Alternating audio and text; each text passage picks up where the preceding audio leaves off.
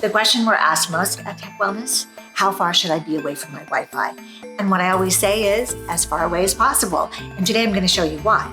Right now, we're using a Wi-Fi in our home, so our normally radiation-free, no Wi-Fi home has a Wi-Fi in it, and it's one that we sell that's a low-power Wi-Fi, built specifically to deliver zero radiation when it's not being accessed.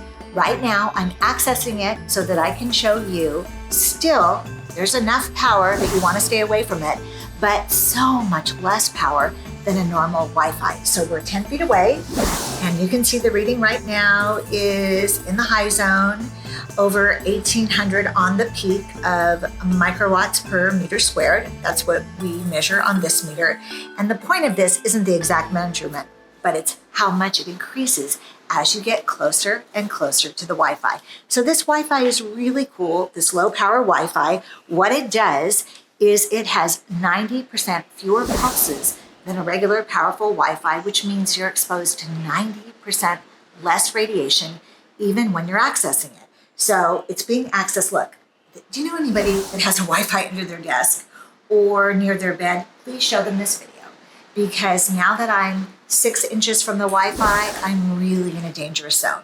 I'm going to reset it, and we're going to walk even. Look at this. This is 3 feet away from the Wi-Fi. Don't be 3 feet away from your Wi-Fi and get one of these great low power Wi-Fis. I'm going to walk 30 feet away and show you what you're exposed to around your house when you've got one of these low power Wi-Fis. Now I'm going to reset at about 15 feet. And I'm going to show you how amazing this Wi-Fi is, because it's 30 feet away, low power Wi-Fi, and it's accessing a live video on YouTube right now. We're going to go over and show that to you. And so I'm 15 feet away. Check this out. I know it's still in the high zone, but it was 1800 when we were 10 feet away. Now we're 15 feet away, and it's 408 microwatts per meter squared. Now here's what's going to happen here. It's going to get higher because we're going to go over to the phone, which is also emitting a lot of RF radiation from that antenna. But I just want to prove to you that it's really working. Check this out. There's Yogi MD, awesome psychiatrist who's not too keen on pharmaceuticals, which I love. But the point is, we've got almost full Wi-Fi bars, and we're on airplane. So we only have Wi-Fi enabled, but still, look what happened to the meter. It's almost as high as it was right next to the Wi-Fi. So that's another good point to remember. Try to be as far away from your phone as possible as well when the Wi-Fi or cell phone signal is enabled, because you'll be a lot safer. You're being exposed to RF radiation. RF radiation definitely has a biological effect. Just one more toxin in my life that I like to avoid, and that's why I do these videos, to show you. Now remember, this is a low power Wi-Fi. It's made by a friend in Europe.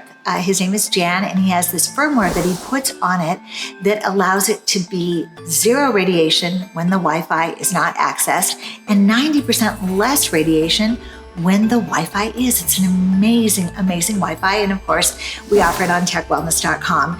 Also, when people ask me how far away should I be from my Wi-Fi, at least 20 feet from a normal, powerful Wi-Fi, and at least 10 feet from your Eco Wi-Fi, and 40 feet is optimal.